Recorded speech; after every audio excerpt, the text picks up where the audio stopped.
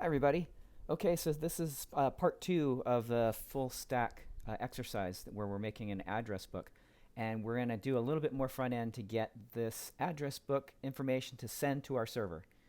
And so let's go ahead and start doing that. We left off here where we had a completely done form, or at least a done enough form that we can save. So let's go ahead and make some adjustments here on this page.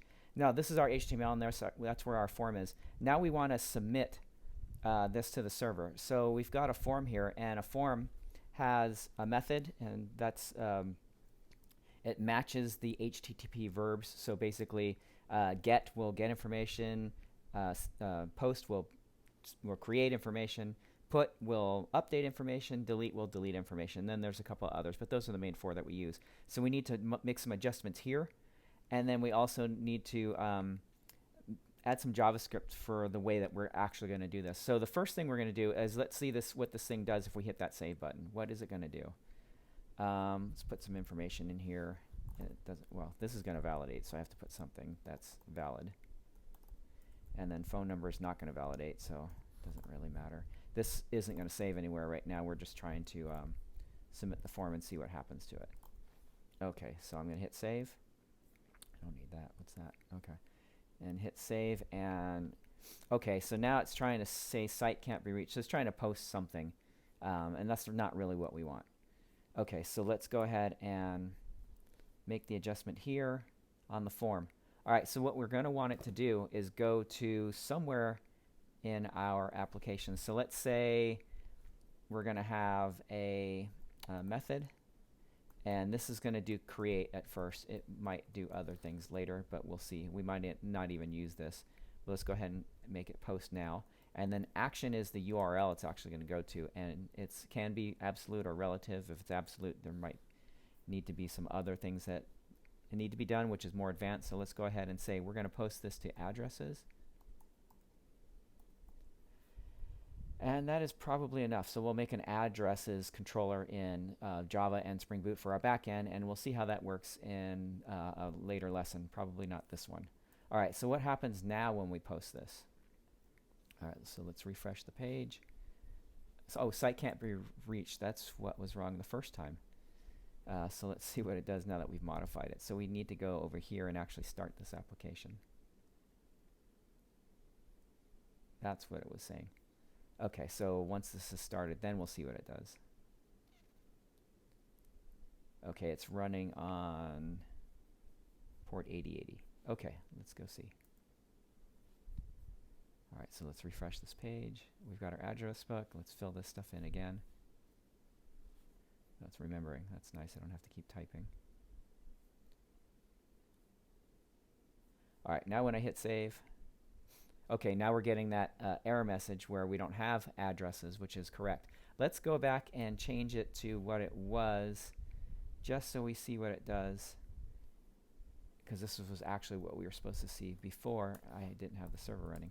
All right, so let's refresh the page here, get rid of that right now. All right, and let's post it this way and see what it does by default when nothing's filled in. I really don't know what it's going to do. Maybe it'll do nothing. Let's see. Okay, it does nothing. Well, it did something. It cleared the form. It posted to itself, I guess. I have no idea what it did. If we want to know what it did, we can right-click, inspect, go to this network tab here. So this is an inspection editor. We'll get into this a little bit later on the front end side of things. But if we go ahead and do this again, we'll be able to see what it did. And there's lots of functions in this debugger, which we'll show you. In the full stack mini course, there is actually a lesson in there that goes over this. Okay, so what did it do? It posted to localhost, and that was it. So it just did this. And so you can go ahead and see what it did on the headers. It went ahead and didn't do anything. It just refreshed itself. It did a get on itself is what it did. And we could see that here if we go to a get. So it did a get request on itself with a question mark. So that's what the default form behavior is. And if we change it back to post, so method equals post. And we'll put the action back to addresses. Okay. And if we refresh the page and submit that again,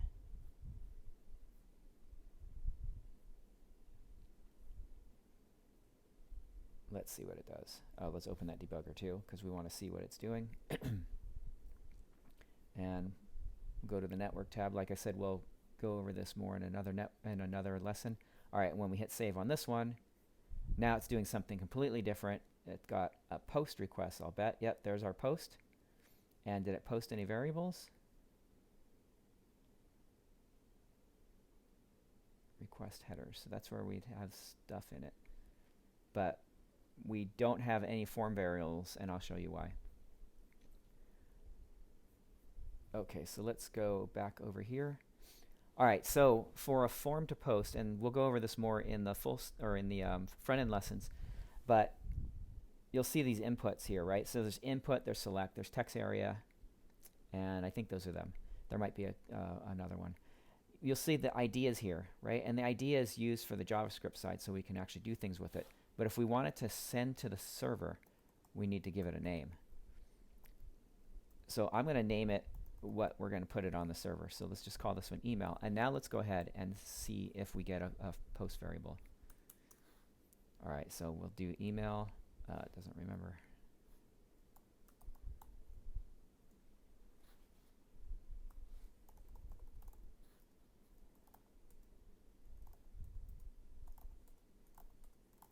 All right, now when I post, and let's go ahead and inspect this again. Network tab. I'm going to post. We get red, and it's 404, which means not found. But then if we go in here, we're going to see that it did send our name, or the email, which is what we wanted. So we have to put a name attribute on the input elements of the forms in order for it to actually send to the server. So let's go ahead and do that now for each one. And we're going to name them something that we're going to save on the server side, because something that makes sense. Like this input phone, that's not what we want on the server side. On the server side, we're going to actually save things differently. Input phone is probably okay for the front end, but it's really just too much wording. But that's what came by default from Bootstrap, so we'll keep it for now. We'll probably change it later. We'll see why. All right, so this one's going to be address. So let's call this one address 1 since we have an address 2. And there's address 2 there. So remember, it's name and address 2. All right, we're just going to do the rest of these. This one is city.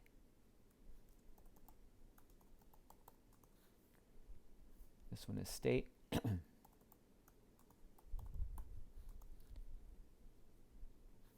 then we'll have zip. And then we've got the button. That's fine. It's already working. And so now if we refresh the page again, I'm removing the addresses that we posted to. Okay, now it remembers again. It's kind of. I'm putting a value in each one. Caps. Okay, now when I save, we're on the network tab. Let's go ahead and clear this by clicking on this clear button. Now it's empty, and I save, and we get the 404, which is what we expected. It's a post request, and now we've got a bunch of values, one for all of our fields. So now it's actually sending to a server page that doesn't exist, addresses. And so that's what we do on the front end to get the post happening right now. There is another thing that we're going to do. We want to make a single page app because that's the way they do things nowadays. This is the old default behavior of things that was, I don't know how many years ago it was, where a form would post and it'd go to a new page. And that's what this is trying to do. What we actually want it to do is do what a single page application would do, which is also referred to as an SPA for short. It will just stay here and do something else. I think what we want to do with this page eventually is we're going to have where you can add here, and then we'll have a table down here of all your addresses, so that way you can see them all in one place. Add a new address, and we'll see how this goes. I don't really know how the UI is going to come out yet, but right now we're starting here, and I want the save to actually go to the server and then stay here on this page with the intention of having a line here once we get into that lesson where the save actually happens, which is the next one. Okay, so let's go ahead and do that. Now, there's JavaScript tags like this here, and that's doing a source, so it's actually pulling in a JavaScript library from somewhere else. We can also do it where we have the script here for our page. And just to prove that it's working, let's say hello. And notice I use single quotes here. You could use double or single quotes. There is a difference between the two of them, not much unless you're looking at inputs that do substitution and stuff like that. So let's go ahead and leave that as is, and then let's refresh our page, and you'll see the alert comes up. So our JavaScript there is running. All right, so now there's a thing called URL fetch, and they refer to it as the fetch API. And what you do there is you use JavaScript to post to your form, so that way your page stays here, and it goes to the server, gets the data back, and stays on your server, and JavaScript goes ahead and refreshes it. That's getting into modern or contemporary JavaScript and web page building. We're not going to do it the old style, so let's go ahead and do this. I'm going to do a Google search for URL fetch API, and that should bring up the Mozilla Developers Network or something else that I might have searched for. If it doesn't, because my search results are going to be different than yours based on things that I've searched for, let's go ahead and do MDN. So that's the Mozilla Developers Network, and I like their documentation. And so here's the fetch API. And what we're going to do is, you can read through this document. Basically what it does is it makes communication with the server in JavaScript much, much easier. And so you'll see here that you fetch the URL, which would be similar to what we were doing. And this is a GET request by default. And then it gets back a response, and then we can do some things with it. All right, so we're going to look for some examples. So here's one that's actually posting. And I've been to this page several times, so I kind of know what I'm looking for. And I never bother remembering how to do it. I always come here if I need to. So here's the post. And this one will do a post or a put. And by how they have it paste here, it's a post.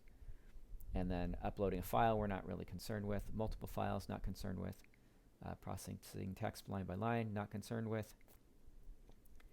I think that post one might be the best one as I'm scrolling through here. They're doing some other things and some responses. Okay, so that's the one we want. So let's go ahead and copy and paste that. So here it is here. We've got our data, and we've got this. Okay, so let's go ahead and go back into here, and we're going to paste our script right there. All right, so that's doing a fetch. Now, this isn't exactly what we want right now. It's just pasted here to be held until we actually make it do something, because right now this will not do what we want it to do. Okay, so if I actually run this, it's going to try and post this to some server because the script is just going to run, and that's not what we want either. So now what we want to do is we want to listen to this form submit when they actually click this button. So let's go ahead and go back here, and I like MDN. Let's keep that tab. So let's do MDN form submit listener. Okay, so now we're going to listen to the submit event. And so this is the documentation. That they have a lot of documentation on here, and they even have lessons to go through on here. So it's a great resource to go to. It's one of the ones that I go to the most for finding things. So here is how you add submit events. So this is the submit form, and then here's the JavaScript. So we're going to do form.add event listener down here, and that's going to give us the submit event and then the function that we want it to call, and they've got a function there. So let's go ahead and organize our code a little bit more. What we're going to do here is take this, and we're going to paste it in the top of our JavaScript. Of course, this is the backend course, but we're doing a little bit of front end here. So we won't get into too much detail here, but we are going to talk about what we're doing. So we're doing a document, which is this whole HTML document. We want the form, and we're going to get it by ID. So let's go see if our form actually has an ID, and it does not. So let's go ahead and add one. And it could be called anything. I'm just going to call it form for now. We might change it later, we'll see. And then so form is what they used. And then they had an add event listener on the submit, log submit. Let's just call ours add our save. That's what we called it, right? Because that's what our function is for the button. All right, so let's call our function save. And then what we're going to do is we're going to wrap this. And we'll get into JavaScript in the front end. Don't be too concerned. Just go ahead and follow along, and I'll explain what we're using here as we go. So in this case, we're going to add a function here. And we're going to add it as a variable. So const is a constant, and that's defining a variable that doesn't change. So we're going to say that this function doesn't change because it doesn't. Once we type it in, we're not going to actually do anything with it. And that's probably fine there. We're going to take in the form event, though. And then we add brackets, so this starts the function body. And so then we're going to enclose this in the function body. Okay, so now we've got a constant save function that takes this event. And so this is all going to be wrong because this is copy and pasted. But let's see what it does now. We should get something happening. And I'm just going to do this. So on script, it's going to run this and add an event listener.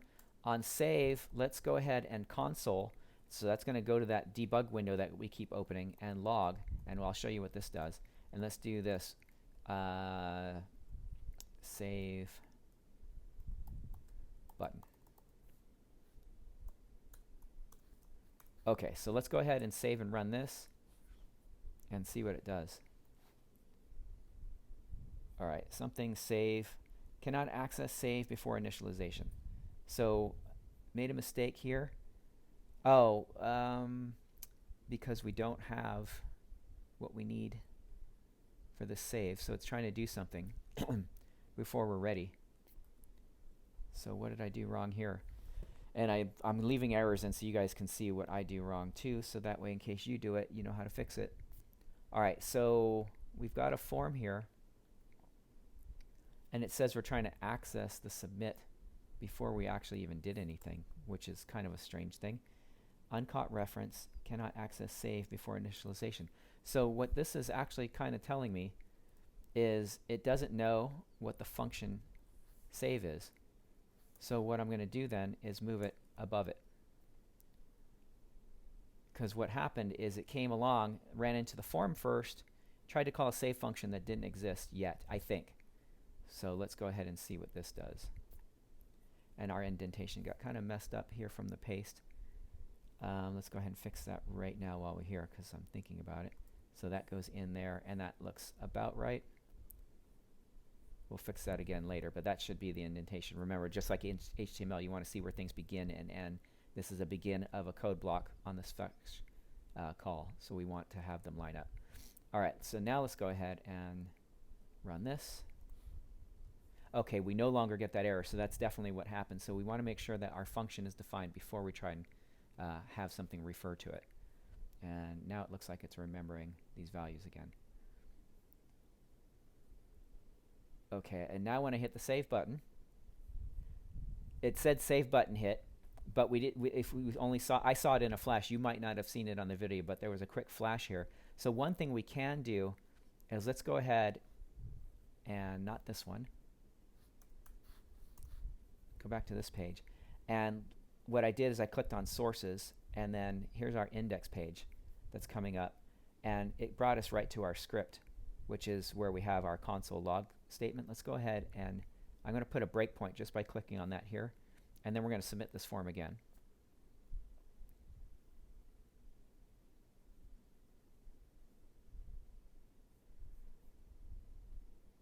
Okay, and so now we've got a breakpoint, and we could actually see what's going on here. So when I go ahead, and this is step over, so you can step into things that are called with step into. This is step out of if you step into something. And this is step over to the next thing. So I want to go from here to here. I can do things like debug things when I get to them. So let's go ahead and step over. And like I said, in the full stack mini course, there is a lesson that goes over this. Now we'll go over this again in the front end lessons in that course. But right now we're just trying to get enough of a front end up so we can get the back end. And you're learning a little bit to get familiar with it as we go. So this is our debugger. And we see that save button was clicked. So what's going to happen now is the form's going to do its default action, which is submitting. So this is listening for it. The form's still doing its thing. We have to stop the form from doing its thing.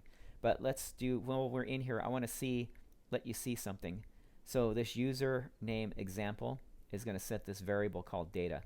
Notice it's empty right now. It's undefined. If I step over that, I can actually see its value. So that's kind of cool. We'll get into that more in this lesson, and then definitely in the front-end courses we'll go over this a lot. All right, so now we're doing a fetch API call. Now this addresses might be what was called. So then we can expand this, go to the network, and see what happened here. So the 404 is the post request on the method, was the method, and it's doing our default form action. So what we want to do now is prevent that from happening. I know what it's called, but you don't. So let's go ahead and see how you would find out how to do that. Now, what's happening is the form is submitting, and we want to prevent that from happening. So those are the words we're going to type in. So I'm going to go here, open up a new tab, and I'm going to type in HTML form submit prevent. Oh, prevent default showed up. That must be searched a lot. And let's do MDN again at the end. And that'll give us here. So submit event. And this is telling us some of the things it can do. And this is where we actually got our thing. Oh, look at that. Okay, so in there, submit, something that we didn't look at, or I didn't tell you to look at, was the event prevent default, which would stop the form from submitting, which is what they were probably telling us to do here if we read through this. So we want to go ahead and do that in our code. So let's go to our save function, and let's do EV is what we called ours, and let's do prevent default, which is what they did. Okay, and let's go back to our page. And here we are. So let's go ahead and do another submit. And our page should actually stay here now. We might get another error, but our page should not go to that addresses URL where it was blanking everything out. Let's see what it does. All right, so now we're in that console log. I'm just going to run it by hitting this resume script execution. Okay, notice our page stayed, which is what we want. And then we got an error, which is also not what we want yet, but it's what we expect because we haven't told it to do anything yet. And you'll notice it's posting to example.com profile. And why is it doing that? Because that is the copy and paste thing that we grabbed. Okay, so now we're going to start having the errors tell us what to code next. So it's telling us to change this URL, and we have an addresses location. Now we don't actually have it on the server because we haven't started doing that yet, but let's see that changes it. Okay, let's clear the form and add some data. It's nice that it remembers. Okay, we'll hit save. Okay, we get an error, but it's not that error anymore, so we did make it right, and now it's going to our addresses URL, which we don't have, and that's a 404, which is correct. So that's not what we want, but it is what we expect. Okay, so let's go ahead and see what got posted. Let's move this out of the way. And down at the bottom here, we'll see, okay, the username example is what got posted in our data, so we need to fix that. That's from our copy and paste. So that's the email we want. That's the value. Remember the name, which we don't really need as much anymore now that we're going to be not letting the form do its default action, but we're going to be getting values from the input elements themselves by ID.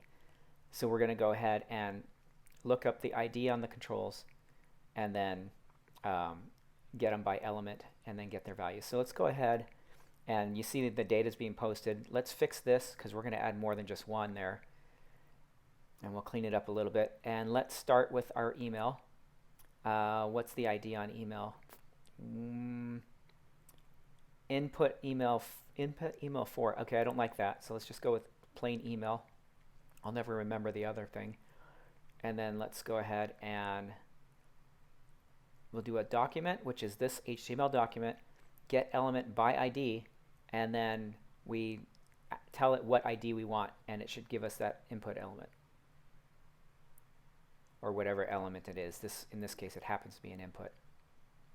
So just put it in quotes, email, and that should give us an element, and then we say we want the value.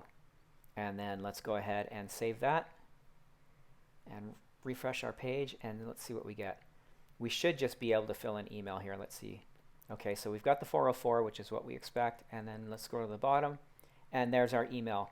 Okay, so now that we've got that one working, we can go and do the others with confidence that this is actually going to work. Okay, so let's go ahead and do the same thing for phone. And you'll see that there's a label, and we want to change that, and we want that to match. So for screen readers, or if there's an error, the label's there. You can click on the label, and usually it brings you to the input box, or in a screen reader, it'll tell you which field is in error. So then let's do address 1. We're going to do them all here. So we're going to change the label and change the ID to something we can remember. All right, so then only a couple more left here. So let's do city.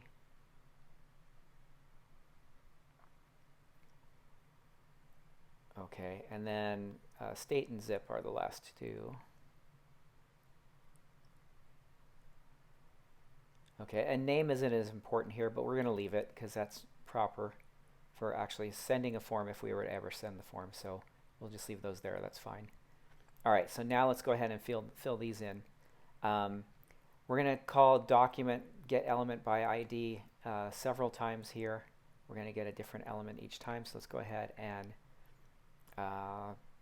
let's just copy the whole line and paste it a bunch of times. And then we'll make the changes. Okay, next one's phone. And if you don't remember, just go ahead and go up there and check, but I think I remember these. I mean, it's an address and a phone and an email, so not too bad to remember. So address 1, and then we had an address 2.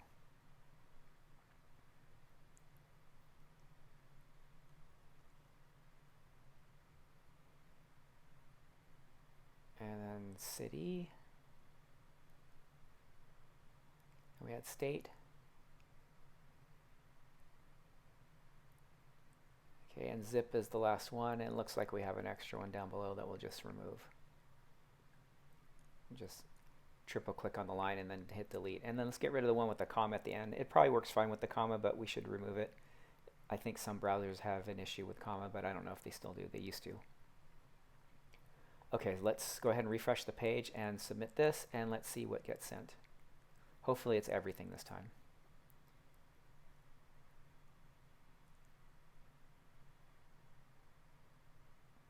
Okay.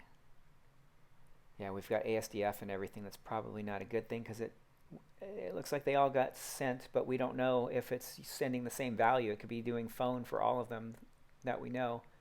So let's go ahead and go back and let's put values in. I'm going to put values that tell us what each one is so that we know that it's doing it right. So let's just do email on this one. We'll do phone, and then address 1. We'll just do what they are so that way we know exactly when we look that we're getting the value that we expect. Okay, and so 404 is right, and then we check. Address 1, address 2, city, state, zip, looks good.